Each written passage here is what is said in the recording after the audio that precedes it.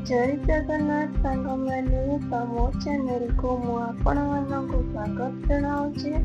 आज वीडियो रे आमे बनैबा मशरूम मटर मसाला रेसिपी।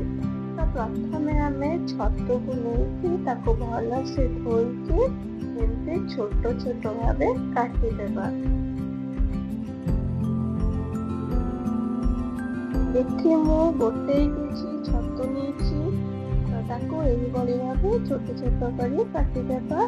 तापर गोटे केजी छतु पाई मु 5टा पियाज होइछि ताको एमती बड़ बड़ खंड कर काटिकी तापर चॉपिंग करदेबा। आमे टमाटर 2टा को लेके बड़ बड़ कर काटिकी तापर ताको मध्य चॉपिंग करदेबा भलसे छोट छोट करी। तापर अदा रसुण लंका को काटिदेबा। तापर मु किछि सोरिष तेल मिसी से तेजपत्र जीरा फुटै देछि और से लवंग गोलमरिच मध्य देछि। तापर आमे जो कटा होइथिबा पियाज को देइदबा।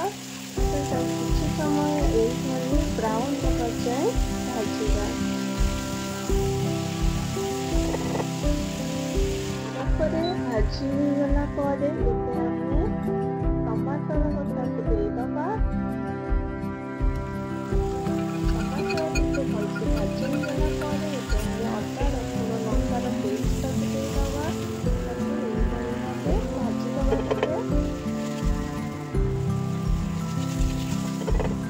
एबे मु जीरा गुंड धनिया गुंड एवं किसी मीट मसला दे मसला टिके कषि दउछि।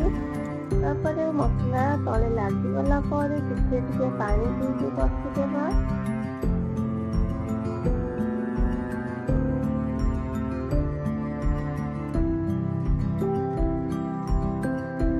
किछि समय पर एथिरे मु हळदी गुंड एवं लूण टिके दे भाजी दउछि।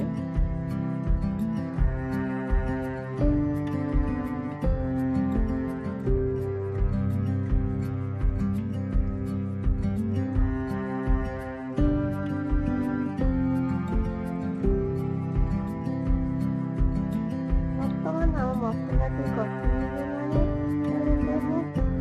आलू छोट छोट कर काटिकी रखिदेली से आलू तक दे दउछि।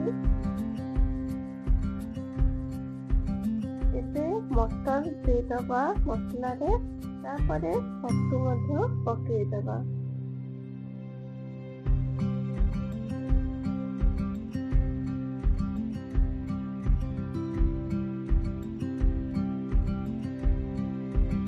एबे छतु सिझी गलानी।